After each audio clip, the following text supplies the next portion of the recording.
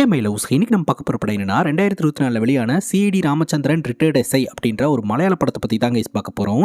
இந்த படம் தரமான மற்றும் தாறுமாறான கிரைம் த்ரில்லருங்க.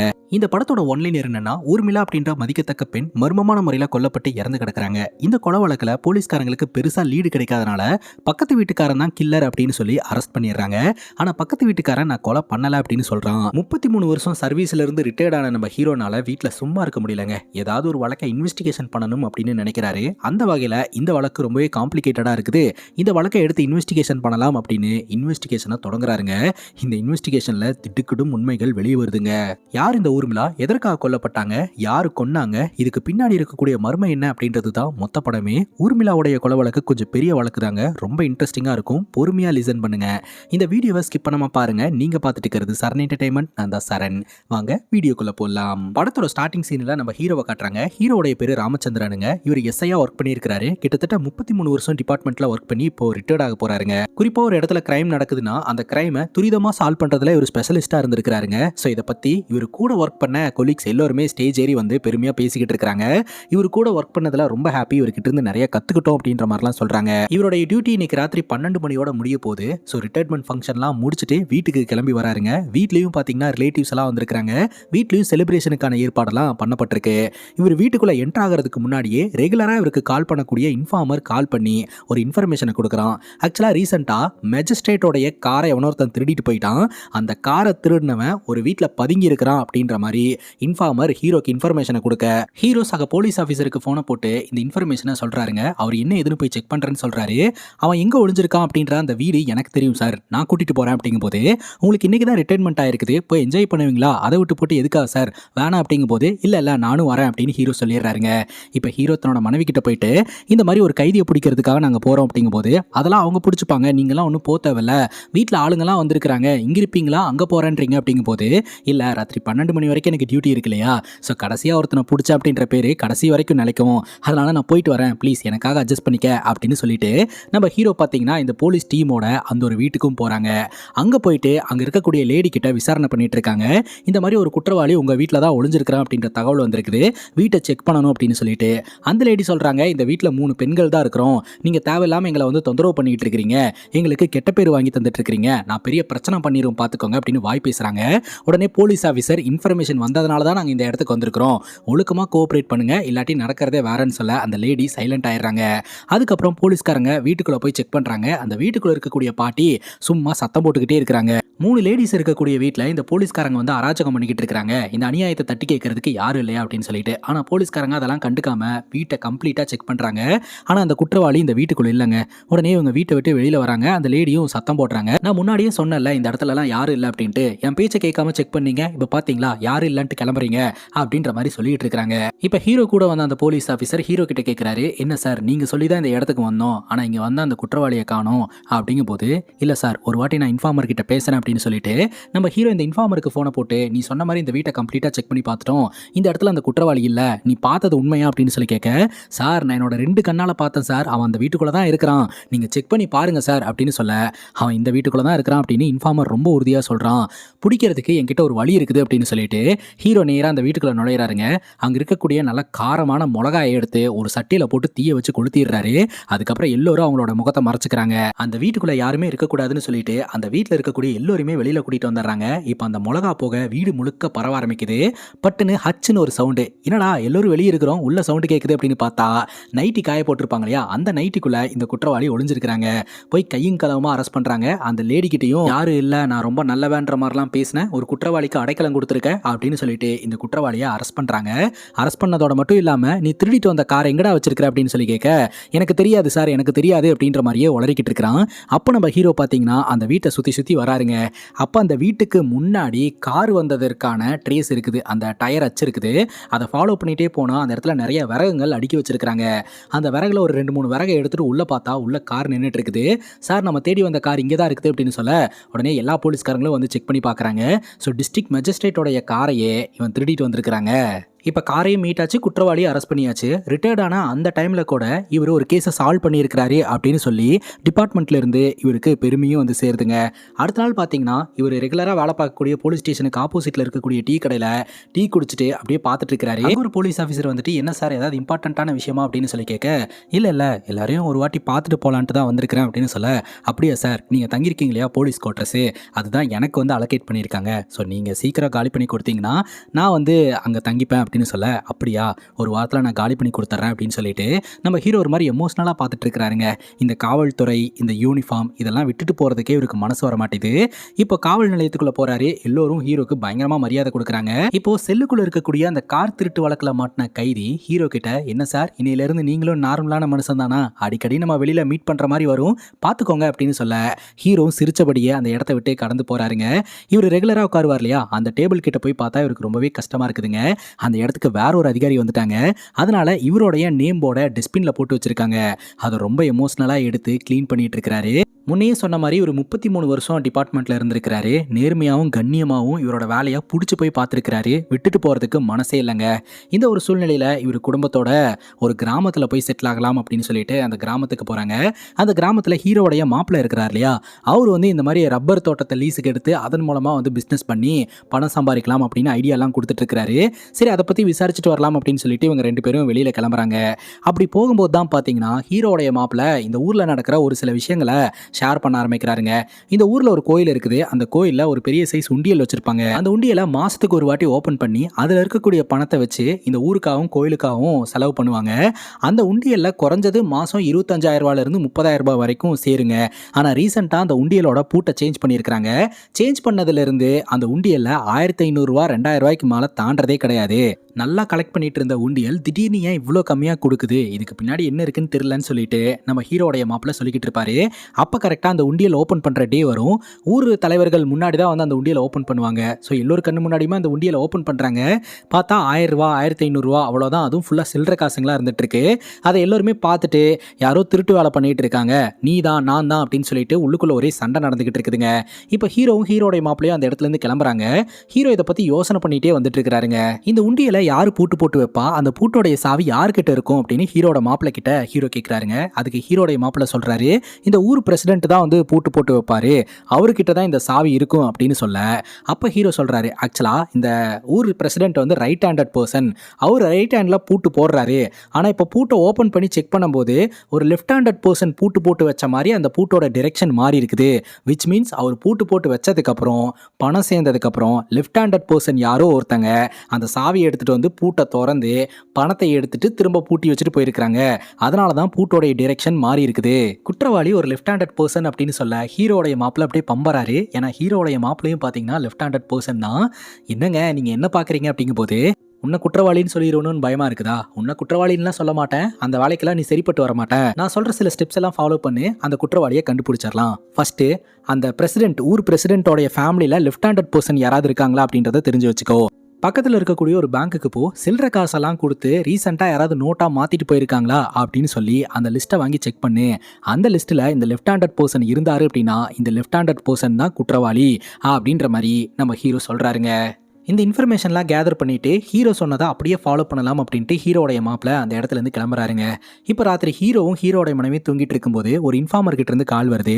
ஒரு இனோவா கார் சந்தேகத்துக்கு இடமா இங்கே நின்றுட்டு இருக்குது, நீங்கள் உடனே கிளம்பி வந்தீங்கன்னா என்ன எதுன்னு பார்க்கலாம் சார் அப்படின்னு சொல்ல, உடனே நம்ம ஹீரோ நடுராத்திரியில் எழுந்திரிச்சு யூனிஃபார்ம் எடுக்கிறாரு.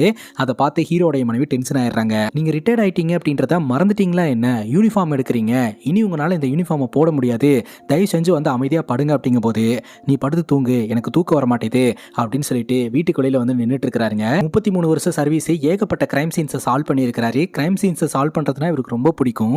இப்போ இவர் சும்மா இருக்கிறார் இல்லையா, இவருக்கு முணுமுணுன்னு இருக்குதுங்க.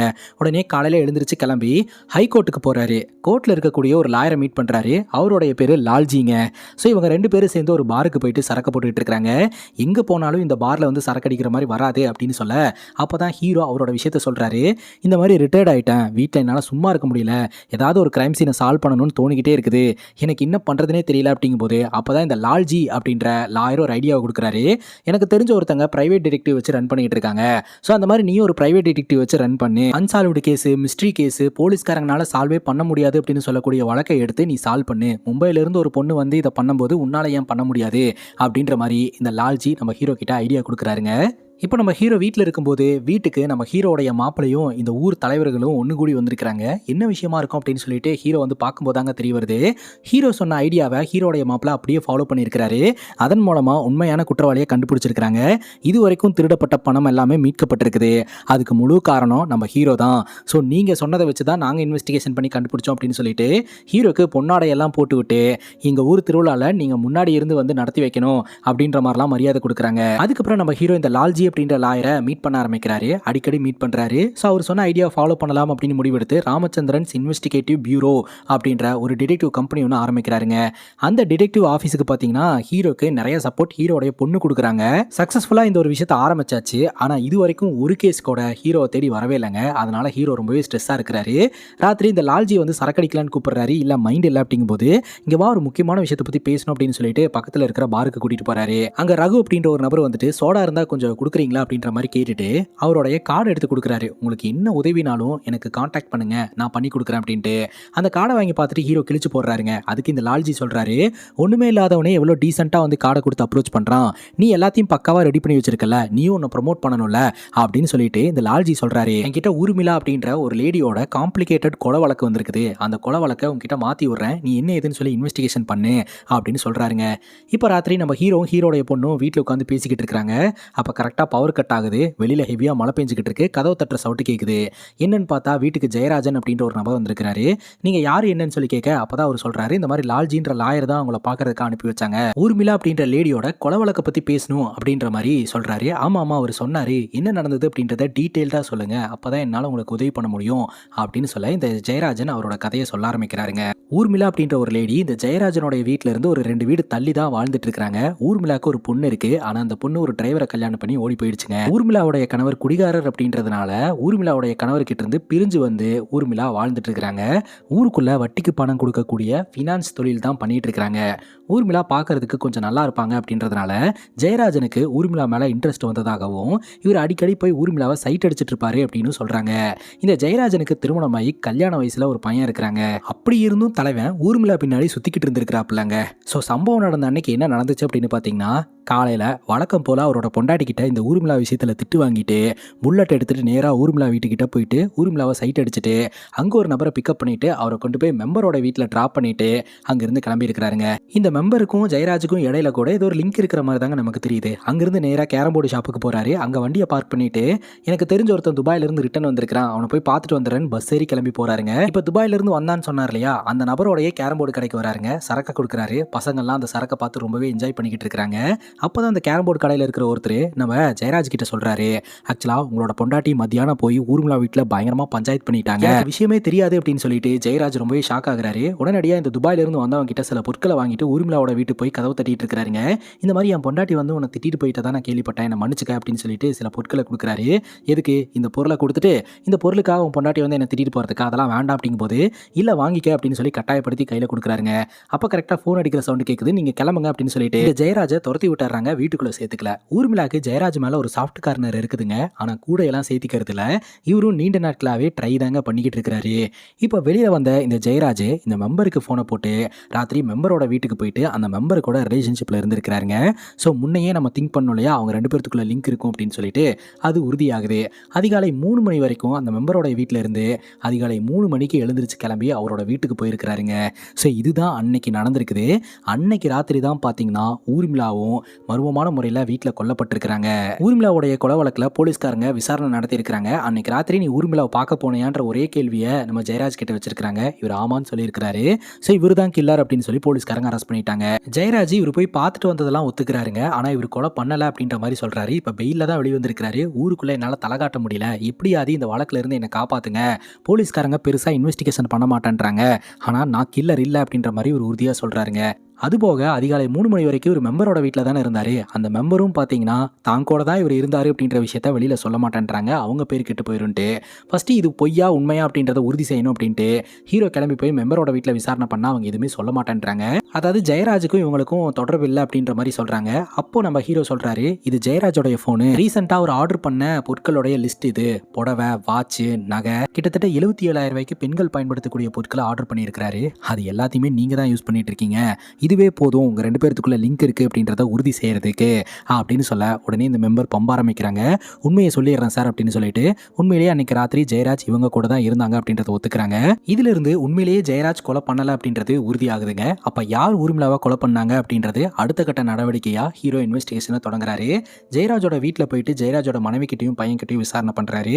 அப்போ தான் அவங்களுக்கே விஷயம் தெரிய வருது, ஜெயராஜ் பெயிலில் வந்திருக்கிறாரு, வெளியில தான் இருக்கிறாரு அப்படின்ட்டு. இப்போ ஊர்மிளாவோட வீட்டுக்கு போயிட்டு விசாரணை பண்ணலான்னு பார்த்தா அந்த இடத்துல ஊர்மிளாவுடைய பொண்ணும் மருமகனும் இருக்கிறாங்க. பொண்ணு பார்த்தீங்கன்னா ஓடி போய் கல்யாணம் பண்ணிக்கிட்டாங்க இல்லையா, அவங்க அம்மா இறந்ததுக்கப்புறம் இந்த வீட்டுக்கு வந்ததாகவும் வீட்டெல்லாம் நாங்கள் தான் க்ளீன் பண்ணோம் அப்படின்ற மாதிரி சொல்கிறாங்க.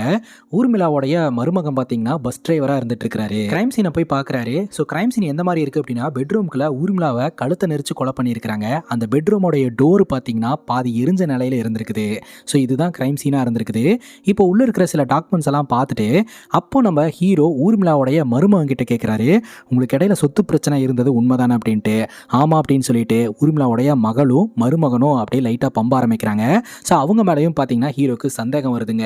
இப்போ ஊர்மிளாவை பற்றி ஊருக்குள்ளே ஹீரோ விசாரணை பண்ண ஆரம்பிக்கிறாரு. ஊர்மிளா பார்த்தீங்கன்னா அவங்களுடைய கணவனை விட்டுட்டு இந்த ஊரில் தனியாக தான் வந்து இந்த ஃபினான்ஸ் பிஸ்னஸை பண்ணிக்கிட்டு இருந்திருக்கிறாங்க. பொண்ணு வந்து பஸ் டிரைவரை கல்யாணம் பண்ணிட்டு போனதுனால அவங்க ரொம்பவே டென்ஷனாக இருக்கிறாங்க. அண்ட் பொண்ணையும் அவங்க வீட்டில் சேர்த்துக்கிறது கிடையாது, தனியாளாக தான் இருந்திருக்கிறாங்க. இந்த ஜெயராஜனுக்கும் ஊர்மிளாவுக்கும் இடையில லிங்க் இருக்குது அப்படின்னு ஊருக்காரங்க பேசிகிட்டு இருக்கிறதெல்லாம் உண்மைதான் அப்படின்ற மாதிரியும் இங்கே இருக்கிறவங்க சொல்கிறாங்க. ஸோ இது எல்லாத்தையுமே ஹீரோ கேதர் பண்ணுறாருங்க. அதுக்கப்புறம் டிபார்ட்மெண்ட்டில் இருக்கக்கூடிய ஒரு அதிகாரியை மீட் பண்ணி இது வரைக்கும் கிடைச்ச இன்ஃபர்மேஷன் எல்லாத்தையுமே ஷேர் பண்ணுறாரு. அந்த இன்ஃபர்மேஷன் படி ஜெயராஜன் கில்லர் இல்லை அப்படின்றது உறுதியாகுது. ஆனால் யார் கொண்டிருப்பா அப்படின்னு எனக்கு சந்தேகம் இருக்குது அப்படின்ற மாதிரி சொல்ல, ஊர்மிளாவோட வீட்டில் சிசிடிவி கேமரா இருந்திருக்குதுங்க. ஆனால் சம்பவம் நடந்த அன்னைக்கு ராத்திரி ஜெயராஜன் அந்த வீட்டுக்கு வர வரைக்கும் மட்டும்தான் ரெக்கார்டு இருக்குது, அதுக்கு மேலே ரெக்கார்டு ஆகல அப்படின்ற மாதிரியும் சொல்கிறாங்க. இது எல்லாமே ஜெயராஜன் மேலே சந்தேகத்தை ஏற்படுத்தியிருக்கு. அதுபோக கிரைம் சீனில் இந்த துபாய் கவரு, துபாயிலிருந்து வாங்கப்பட்ட பொருள் அதெல்லாமே இருந்திருக்குது. அதை கொண்டாந்தது ஜெயராஜன் அப்படின்றது சிசிடிவி கேமராவில் ரெக்கார்ட் ஆயிருக்குது. ஜெயராஜன் அந்த வீட்டுக்கிட்ட வந்த உடனே சிசிடிவி கேமரா கட் ஆயிருக்குது. இது எல்லாமே ஜெயராஜன் மேலே சந்தேகத்தை ஏற்படுத்தியிருக்குது. அதனால தான் ஜெயராஜன் கில்லர் அப்படின்னு சொல்லி போலீஸ்காரங்க அரெஸ்ட் பண்ணியிருக்காங்க. அந்த சிசிடிவி கேமரா எவிடன்ஸை நானும் பார்க்கணும் அப்படின்ற மாதிரி ஹீரோ சொல்கிறாருங்க. இப்போ ஜெயராஜன் பார்த்தீங்கன்னா ஒரு இடத்துல தங்கியிருக்கிறாரு. அங்கே வந்து ஜெயராஜனை மீட் பண்ணுறாரு. அவர்கிட்ட மேலும் சில இன்வெஸ்டிகேஷன்லாம் பண்ணி இன்ஃபர்மேஷனை கேதர் பண்ணிக்கிறாருங்க. இப்போ நம்ம ஹீரோ ஹையர் அத்தாரிட்டியை மீட் பண்ணுறதுக்காக போகிறாரு. அவர்கிட்ட இந்த ஜெயராஜன் கில்லர் இல்லை அப்படின்னு நான் 100% உறுதியாக சொல்லுவேன் அப்படின்னு சொல்கிறாரு. அப்போ யார் கொண்டிருப்பா அப்படின்னு உயர் அதிகாரி கேட்குறாங்க.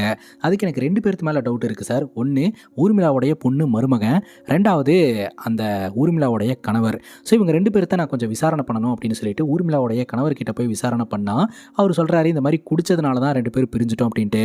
அப்புறம் பொண்ணு இந்த பஸ் டிரைவரை லவ் பண்ணி கல்யாணம் பண்ணி ஓடி வந்துட்டா, சேர்த்து வைக்கலாம் அப்படின்னு சொல்லிட்டு ஊர்மிளாவை பார்க்கறதுக்காக போயிருந்திருக்காங்க. அப்போ ஊர்மிளா சேர்த்துக்க மாட்டேன் அப்படின்ற மாதிரி சொல்லிட்டாங்க. அப்புறம் ஊர்மிளா கிட்ட இவர் நிறைய காசெல்லாம் வாங்கியிருக்கிறதுனால ஊர்மிளாவை ஃபேஸ் பண்ணுறதுக்கே இவருக்கு பயமாக இருந்திருக்குது. அதனால் பார்த்தீங்கன்னா ஊர்மிளா இறந்தப்போ கூட இவர் அந்த இடத்துக்கு வரல அப்படின்ற மாதிரி ஊர்மிளாவுடைய கணவர் சொல்கிறாருங்க. இப்போ நம்ம ஹீரோ இது வரைக்கும் கண்டுபிடிச்ச எவிடன்ஸ் எல்லாத்தையுமே பார்த்தீங்கன்னா கோர்வையாக கோர்த்து நம்ம லால்ஜி அப்படின்ற அந்த லாயர் கிட்ட எக்ஸ்பிளைன் பண்ணுறாரு. எனக்கு 3 பேருக்கு மேலே டவுட் இருந்தது. ஜெயராஜன், அப்புறம் அந்த பொண்ணோட ஹஸ்பண்டு, 3வது அந்த ஊர்மிளாவுடைய புருஷன். இப்போ இவங்க 3 பேருமே கில்லர் இல்லை அப்படின்னு எனக்கு தோணுது. 4ஆவதா ஒருத்தன் இருப்பான் அப்படின்னு தோணுது அப்படின்னு சொல்ல, அது எப்படி 4ஆவதா ஒருத்தன் இருப்பான் அப்படிங்கும்போது மேபி ஊர்மிளாக்கும் அந்த 4ஆவதா இருக்கக்கூடிய ஒரு நபருக்கும் ரிலேஷன்ஷிப் ஏற்பட்டிருந்திருக்கலாம். இது ஒரு சீக்ரெட் ரிலேஷன்ஷிப்பாக இருந்திருக்கலாம். அந்த 4ஆவது ஒருத்தன் கடைசி பஸ்ஸுக்கு இந்த ஊருக்குள்ளே என்ட்ரு ஆகிட்டு மொதல் பஸ்ஸுக்கு கிளம்பி போகிறவனா இருக்கலாம். அதனால தான் இந்த ஊர்க்காரங்க யாருக்குமே தெரியாமல் இருக்கலாம். ஸோ அந்த ஆங்கிளில் விசாரணை பண்ணி பார்க்கலாம் அப்படின்னு சொல்லிட்டு நம்ம ஹீரோ என்ன பண்ணுறாருனா, சம்பவம் நடந்த அன்னைக்கு சந்தேகப்படுற மாதிரி யாராவது பஸ்ஸில் ஏறினாங்களா அப்படின்னு சொல்லிட்டு பஸ்ஸு கண்டக்டர் கிட்ட, இந்த ரூட்டுக்கு ரெகுலராக வந்துட்டு போகிற பஸ் கண்டக்டர்கிட்ட கேட்கும்போது, ரூட்டில் நிறைய பேர்த்த பார்க்குறேன் சார், பெருசாக ஞாபகம் இல்லை. ஆனால் அன்னைக்கு காலையில் போகிற வழியில் ஒருத்தன் திடீர்னு கையை காட்டி ஒரு இடத்துல ஏறினான். அவன் முக்காடெல்லாம் போட்டு முகத்தை மறைச்சி வச்சிருந்தான். பார்க்குறதுக்கே கொஞ்சம் வீடாக இருந்தான். பஸ் போயிட்டு இருக்கும்போது திடீர்னு கண்ணாடி உடஞ்ச சவுண்டு. எல்லோருமே பதட்டத்தோட திரும்பி பார்த்தாங்க. ஆனா அவன் மட்டும் சைலண்டா இருந்தான். பஸ் கண்ணாடியை செக் பண்ணும்போது பஸ் கண்ணாடி நார்மலா தான் இருந்தது.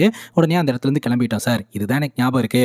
வேற ஒண்ணும் எனக்கு தெரியாது அப்படின்ற மாதிரி அந்த பஸ் கண்டக்டர் சொல்லிடுறாருங்க. அந்த மர்ம நபர் கை நீட்டி ஏறினதா சொல்லப்பட்ட அந்த இடத்துக்கு நம்ம ஹீரோ போறாருங்க. அங்கிருந்து கொஞ்சம் தூரம் தள்ளி ஒரு டீ கடை இருக்குது. அந்த டீ கடையோட அந்த கண்ணாடி வந்து பயங்கரமா உடைஞ்சு கிடக்குது.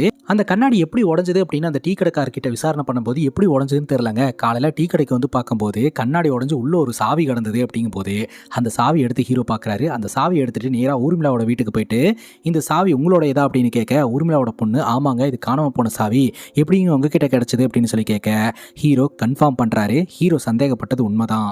ஊர்மிளா கூட ஒரு நபர் ரிலேஷன்ஷிப்ல இருந்திருக்கான். அவன் இந்த சம்பவத்தை பண்ணிட்டு தப்பிச்சு போயிருந்திருக்கான். அப்போ அவன் கையில இருந்த சாவியை தூக்கி வீசி இருக்கிறான். அது அன்எக்ஸ்பெக்டடா அந்த டீ கடை கண்ணாடி உடைச்சு உள்ள போய் விழுந்திருக்குது. அவன் கை நீட்டி பஸ்ல ஏறினதா சொல்லப்பட்ட அந்த இடத்துக்கு நம்ம ஹீரோ போறாருங்க. கண்ணு கெட்டின தூரம் வரைக்கும் காடா இருக்குது. பார்த்தா ஒருத்தர் அந்த காட்டுக்குள்ள இருந்து வெளியில வராரு. ஸோ இங்க வழி இருக்கு அப்படின்றத தெரிஞ்சுக்கிட்ட நம்ம ஹீரோ அப்படியே கொஞ்சம் கொஞ்சமா இறங்கி காட்டுக்குள்ள போக ஆரம்பிக்கிறாரு. தூரத்துல இருந்து ஒருத்தருடைய குரல் இந்த காட்டுக்குள்ள யூஸ் பண்ணாத ஒரு கிணறு இருக்கிறதாகவும் ரீசெண்டா ராஜு அப்படின்ற ஒரு நபர் தவறி விழுந்து இறந்துட்டதாகவும் சொல்றாரு. சரிங்க பக்கத்துல கிராமம் இருக்கா வீடுங்கள்லாம் இருக்கிற இடத்துக்கு போறதுக்கு வழி இருக்கா அப்படின்னு கேட்க இந்த காட்டை ஒட்டின மாதிரி வயல் அந்த வயலை ஒட்டின மாதிரி வீடுங்க இருக்குது அப்படின்னு சொல்ல ஊர்மிளா வீடு அங்கேயா இருக்கு அப்படின்னு கேட்க ஆமா அப்படின்ற மாதிரி சொல்லிட்டு நீங்க யாரு அப்படின்னு கேட்க ஹீரோ போலீஸ் அப்படின்ட்டு அந்த இடத்துல இருந்து கிளம்பி இந்த ராஜு அப்படின்ற ஒருத்தர் கிணத்துக்குள்ள விழுந்து இறந்து போனார் இல்லையா அவருடைய மனைவி கிட்ட விசாரணை பண்றதுக்காக போறாருங்க. அப்பதான் மனைவி ஒரு லீடு கொடுக்குறாங்க. ஆக்சுவலா என்னுடைய கணவன் காலையில ரப்பர் வேலைக்காக போனாரு. அவருக்கு அங்கே கிணறு இருக்குன்னு எல்லாமே தெரியும். ஆனா எப்படி உள்ள விழுந்தாருன்னு எனக்கு தெரியல. போலீஸ்காரங்க வந்து விசாரணை பண்ணாங்க. கல்லு தடுக்கி விட்டு விழுந்துட்டதா சொல்லி கேஸை க்ளோஸ் பண்ணிட்டாங்க அப்படின்னு சொல்ல அப்போ கரெக்டாக நம்ம ஹீரோக்கு இந்த லால் அப்படின்ற லாயர் கால் பண்ணி என்ன பண்ணுற ஏதுன்னெலாம் நார்மலாக பேசிட்டு ஃபோனை கட் பண்ணுறாரு. அப்போ இந்த லேடி வீட்டுக்குள்ளே இருந்து ஒரு ஃபோன் எடுத்துகிட்டு வந்து கொடுக்குறாங்க. இது என்னுடைய கணவர் ஃபோனு அப்படின்னு சொல்லிட்டு போலீஸ்காரங்க கொடுத்துட்டு போனாங்க. ஆனால் என்னுடைய கணவர் ஃபோன்லாம் யூஸ் பண்ணவே மாட்டார். இது அவரோட ஃபோன் கிடையாது அப்படின்னு சொல்ல ஹீரோ அந்த ஃபோனை வாங்கி வச்சுக்கிறாருங்க. அதே சமயம் ஊர்மிளாவோட வீட்டில் இருந்து ஒரு 2 அட்ரஸ் பேப்பர் கிடச்சிருக்கும். அதை எடுத்துகிட்டு போய் அந்த அட்ரஸில் இருக்கிறவங்கள விசாரணை பண்ணிட்டு இருக்கிறாரு. முதல் அட்ரஸில் இருக்கிறவங்க டீச்சராக இருப்பாங்க. ரெண்டாவது அட்ரஸில் இருக்கிறவங்க ஒரு சோல்ஜராக இருப்பாங்க. அவங்க ராணுவ வீரன் வீட்லேயே வந்து இன்வெஸ்டிகேஷன் பண்ணுறியான்னு பிரச்சனை பண்ணி நம்ம ஹீரோவை போலீஸ்காரங்க கிட்ட பிடிச்சி கொடுத்துட்றாங்க. அங்கே இருக்கிற போலீஸ் ஆஃபீஸருக்கு ஹீரோ பிடிக்கலங்க. ரிட்டையர்ட் ஆனதுக்கப்புறமும் இன்வெஸ்டிகேஷன் அது இதுன்னு பண்ணிட்டு இருக்கீங்களா உங்களை தூக்கி உள்ள வச்சிருவேன் அப்படின்ற மாதிரிலாம் மிரட்டி ஹீரோவை ரொம்பவே டேமேஜ் பண்ணுறாங்க. அந்த இடத்துக்கு வந்த வேற ஒரு அதிகாரி நம்ம ஹீரோவை காப்பாற்றி வெளியில் கூட்டிகிட்டு வராருங்க. ஸோ ஹீரோக்கு டிபார்ட்மெண்ட்டில் எவ்வளோ மரியாதை இருந்தது. ஆனால் இந்த ஸ்டேஷனில் வச்சு ஹீரோவை ரொம்ப மோசமாக ட்ரீட் பண்ணிடுவாங்க. அது நம்ம ஹீரோக்கு மன உளைச்சலை கிரியேட் பண்ணிடுங்க. எப்போ பார்த்தாலும் ஹீரோ இன்வெஸ்டிகேஷன் பண்ணிட்டு இருக்காருன்னு ஹீரோட மனைவி திட்டிகிட்டே இருப்பாங்க இல்லையா. ஆனால் இந்த டைமில் ஹீரோட மனைவி ஹீரோக்கு ரொம்பவே சப்போர்ட்டிவாக இருப்பாங்க. நீங்கள் எவ்வளோ பெரிய ஆள் உங்களுக்கு எவ்வளோ திறமை இருக்குது நீங்கள் ஒன்றும் கவலைப்படாதீங்க நீங்கள் கண்டிப்பாக இந்த கேஸை சால்வ் பண்ணுவீங்க அப்படின்ற மாதிரி மோட்டிவேட்லாம் பண்ண மறுபடியும் நம்ம ஹீரோக்கு எனர்ஜி கிடச்சி இந்த கேஸ்க்குள்ளே வராருங்க. இப்போ நம்ம ஹீரோ டிபார்ட்மெண்ட்டில் இருக்கிறவங்கள நேரடியாக சந்திச்சு இது வரைக்கும் ஹீரோ கண்டுபிடிச்ச ஃபைண்டிங்ஸ் எல்லாத்தையுமே எக்ஸ்பிளைன் பண்ணுறாரு. அது இல்லாமல் இந்த ஊர்மிளாவோடைய ஃபேமிலி தெரிஞ்சவங்க இல்லாமல் ஒரு மர்ம நபர் தான் இந்த சம்பவத்தை பண்ணியிருக்கிறான். ஊர்மிளா பயன்படுத்தப்பட்ட ஒரு ஃபோன் ஒன்று எனக்கு கிடச்சிருக்குது. அதை ட்ரேஸ் பண்ணி கூட நான் போனேன் அப்படின்னு சில விஷயங்களை ஷேர் பண்ணுறாருங்க. ஆக்சுவலாக அந்த ஃபோன் பார்த்தீங்கன்னா ஒரு வயசானவரோடது. அவர் இறந்து போயிட்டாருங்க. அவர் பார்த்தீங்கன்னா ரெகுலராக வந்து ஒரு ஹாஸ்பிட்டலுக்கு செக்கப்புக்கு போயிட்டு இருந்திருக்கிறாரு. அங்கே தான் அவர் இந்த ஃபோனை மிஸ் பண்ணதான் வந்து அந்த குடும்பத்தினர்கள் சொல்கிறாங்க. அந்த ஹாஸ்பிட்டலுக்கு ஹீரோ போகிறாரு.